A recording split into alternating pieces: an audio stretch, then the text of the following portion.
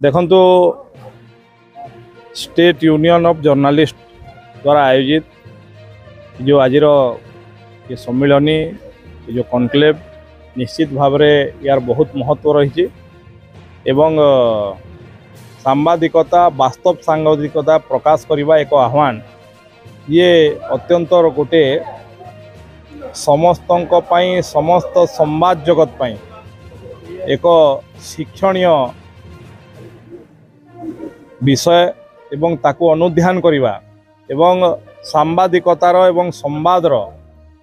खबर कागज माध्यम रे हो वेब चैनल माध्यम रे हो न्यूज चैनल माध्यम रे हो तार केते महत्व अच्छी एवं सामाजिक जीवन रे किभली भाव तार प्रभाव पकई थाए निश्चित भाव ये बहुत गुरुत्वपूर्ण एवं विशेषकर झारसुगुड़ा रे एभलिया राज्य स्तरीय समावेश करथिबारु मु तांकर समस्त कर्मकर्ता को धन्यवाद जणाई।